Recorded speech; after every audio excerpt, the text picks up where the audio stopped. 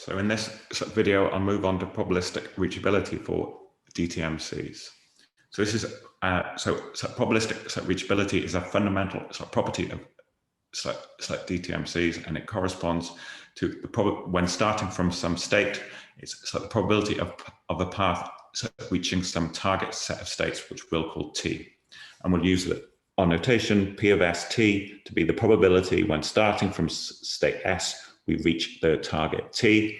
And when I want a vector over all states, I'll just use our notation PT. And this can be used, for example, if I wanted to know the probability that an algorithm terminates successfully. So here the target would be the states where the algorithm has indeed terminated successfully, or we could find the probability that an error occurs during execution. This is just the probability of reaching the target, where the target is the set of error states. So just to say that there's a dual notion of invariance. So this is the probability that we remain in some class of states, again, when starting from some state, and this we can compute from reachability probabilities. So the probability that we remain in some set I, in the invariant set I, this is equal to 1 minus the probability that we leave the invariant set. So we reach some state outside of I. And this can be used, for example, to compute the probability that an error never occurs. There's also step-bounded variance. What's the probability that we reach some set of states within a certain, for example, 10 steps or less? And there's also the constrained case of until. So this is the probability that we reach a target, and before we reach the target, we have to remain within some other set of states. So let's give a simple example. So let's return to our six-sided die model, which only uses a fair coin. So if you recall, we start in S0, and we repeated the flip coins, either taking the upper branch when we flip a head and the lower branch when we flip a tail, until we reach one of the final states, and that gives us the value of a die. So one thing that we could ask, which is part of showing that the algorithm is this model are correct, is that the probability that we see a 4, this should be 1/6 if this is a correct model of a die. So what's the event that we want to consider the probability of here? Well, this is all possible ways that we can reach this state here. So let's have a look at this. Okay, so how can we reach this state here? Well, first of all, there's this direct path, which means that we throw a tail, then a head, and a head. So this is obviously, that's 3 coin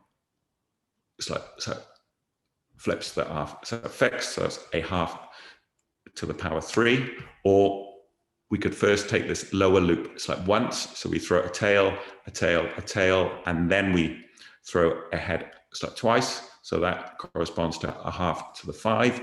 Or we could do this loop twice. So then we would first throw a tail 5 times and then a head twice.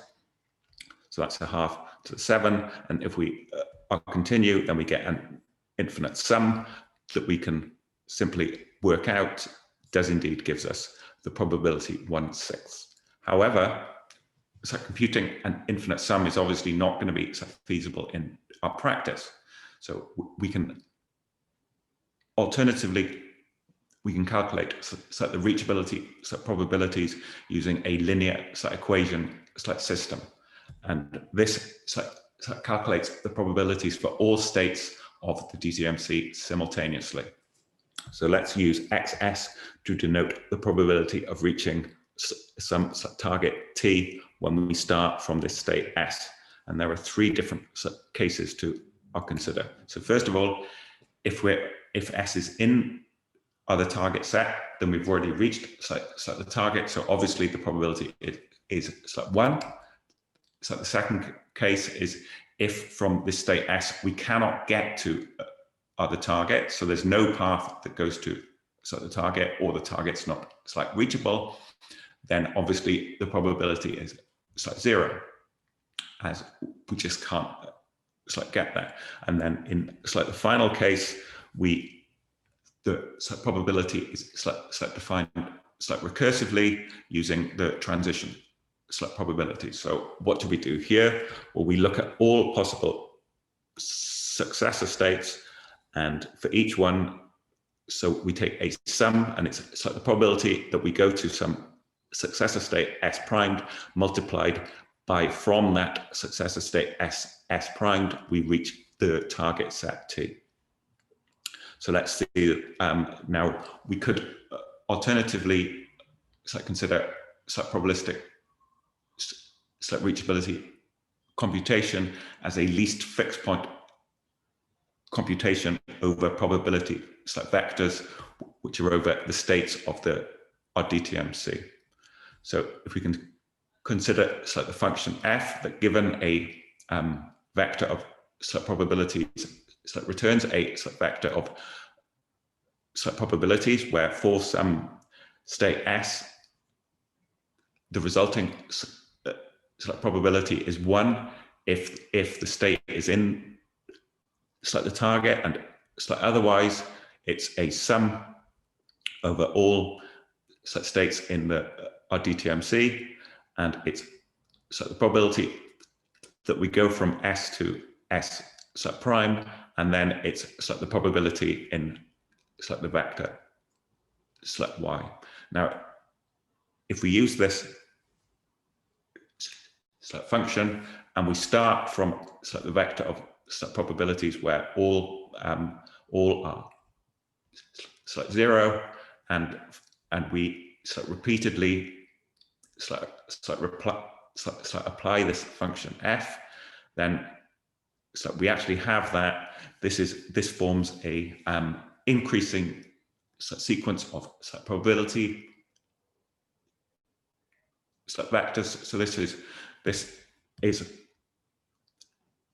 pointwise. So each for any state, the probability in this vector is less than or equal to the corresponding probability for the state in this one, and so on.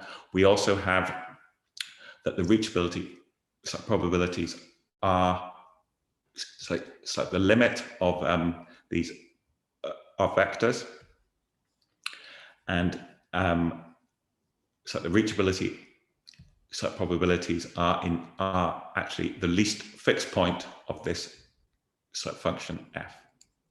So let's give an example that uses the linear equation system. So let's go back to our die example and use the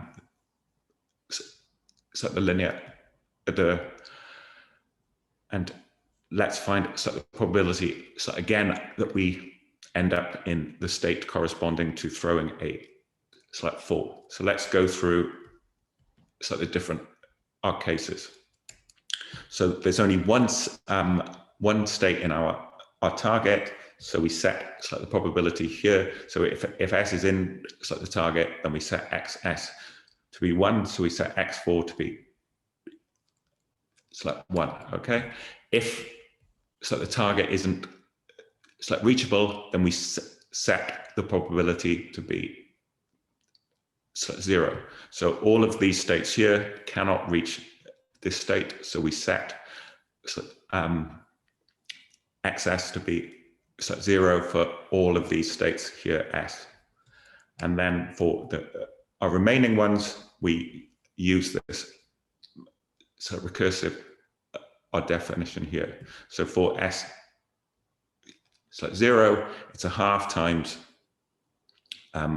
x of s1, which we've already said is 0, plus 1/2 times x of s up 2. Similarly for s2, so we either go to s5 or we go to s6. So it's a half times s5 plus a half times x6. For s5, then it's a half times 1, as obviously this is the target set, plus a half times 0 and so on. So if we simplify that, then we can substitute S5 and S6 into the formula for SM2. And if we then simplify and simplify again, then we get that x of S2 is 1/3, and then we can substitute this into x of S0, and we do indeed get that x of S0 is 1/6, or the probability of tossing a 4 is indeed 1/6. So let's also look at the computation as a least fixed point. So here we would start with a vector where they're all zeros, and then we would repeatedly apply this function here. Now, if we do this, then we see, so this is just the probability for state S0. So here we can see that it takes a few steps to be greater than 0, but after about 10 iterations, it's starting to converge to 1/6. Okay, so just to say something on our complexity of computing reachability probabilities. So there's 2 steps to it. So we needed to do the graph-based part. So if we use the linear equation system approach, so we first have to find the states that can or the states that cannot reach our target, and then we would need to solve a linear equation system. For the graph-based analysis, this is linear in the size of our DTMC. It's just a simple backwards traversal to find all of the states that can reach the target. So we start with our target state, and then we find all the ones that can reach the target within 1 step, and then 2 steps, and we keep iterating until this set of states doesn't change. And then we need to solve a system of linear equations, and this is polynomial or cubic in the size of our DTMC. So, for example, we can use Gaussian elimination. However, in practice, iterative methods are used. For example, as we showed using when computing it as a least fixed point. And the least fixed point approach corresponds to the power method, but there's more efficient methods that aren't guaranteed to converge, such as Gauss-Seidel.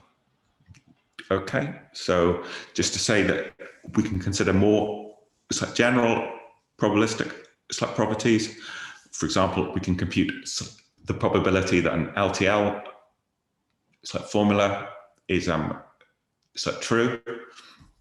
So in predicate logic, it would be of this form. So this is asking what's the probability that the formula psi holds. So here, we would need to compute the set. So we'd find a set of paths which satisfy psi, and then we'd find the probability for this set of paths. Now, it's been shown that such sets of paths are measurable, or are elements of the event set, and therefore these probabilities are well defined. So just to give you a high-level overview on how this would be done. So if we're given some LTL specification psi, so you'd first generate a deterministic Rabin automata for the LTL property. So one way of doing this is to first build a non-deterministic Buki automata, and then convert this Buki automata into a deterministic Rabin automaton. After that, we then construct a product RDTMC of the original RDTMC that we want to compute the probabilities for and this automata. Then we identify the accepting bottom strongly connected our components. So these are sets of states such that any state can be reached by any other state in the set. So we've got a set of states. Given any two states in the set, there is a path between the two. And also, once we enter this set of states, then we can't leave them. And then finally, we just compute reachability, our probability. So we need to compute the probability that we reach these accepting bottom strongly connected components. Okay, so in the final video, in this part, I will move on to rewards and expected reachability for DTMCs.